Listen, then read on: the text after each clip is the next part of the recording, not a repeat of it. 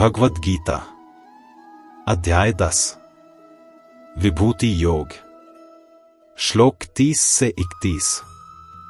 प्रह्लादश्चास्मि दैत्याना कालः कल्यतामहम् मृगाणा च मृगेन्द्रोऽहं वैन्तेयश्च पक्षिणाम् पवनः पवतामस्मि रामः शस्त्रभृतामहम् झषाणा मकरश्चास्मि स्रोतसामस्मि जाह्नवी। श्री कृष्ण बोले, दैत्यों में मैं प्रहलाद हूं, गिनती करने वालों में मैं समय हूं, पशुओं में मैं सिंह हूं और पक्षियों में मैं गरुड़ हूं, शुद्ध करने वालों में मैं वायु हूं, शस्त्र धारण करने वालों में मैं राम हूं, मछलियों में मैं मकर हूं और नदियों में मैं गंगा हूं। यहां श्री कृष्ण बताते हैं कि ईश्वर वहां भी प्रकट होता है जहां हम शायद उसे देखने की सोचते भी नहीं। दैत्यों में प्रहलाद का नाम लेकर वे समझाते हैं कि सच्ची भक्ति परिस्थितियों पर निर्भर नहीं करती। कठिनाई हो, डर हो या विरोध, फिर भी जिसका विश्वास नहीं डगमगाता वही सच्ची श्रद्धा है। गिनती करने वालों में वे काल को बताते हैं। समय सबको बदलता है, सबको आगे बढ़ाता है, किसी के लिए रुकता नहीं।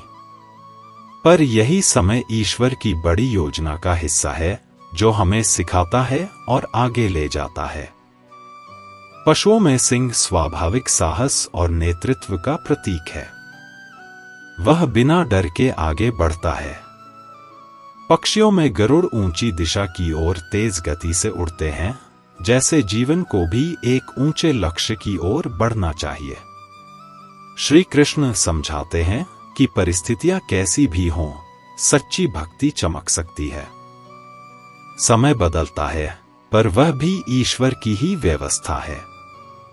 श्री कृष्ण को पहचानना मतलब कठिन समय में विश्वास बनाए रखना, कर्म में साहस दिखाना और जीवन को ऊंची दिशा देना है।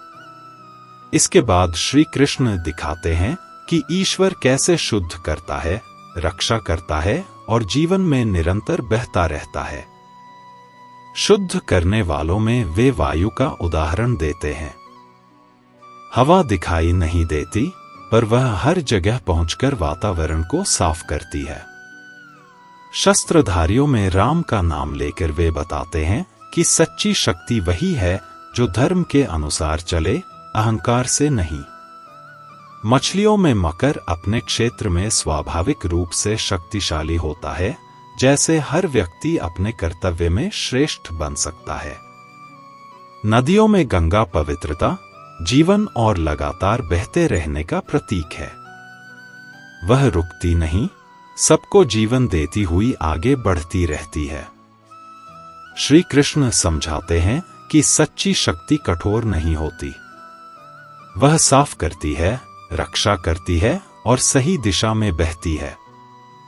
श्री कृष्ण को देखना मतलब जीवन में उस पवित्र प्रवाह, धर्म के अनुसार चलने वाली शक्ति और शांत साहस को पहचानना है।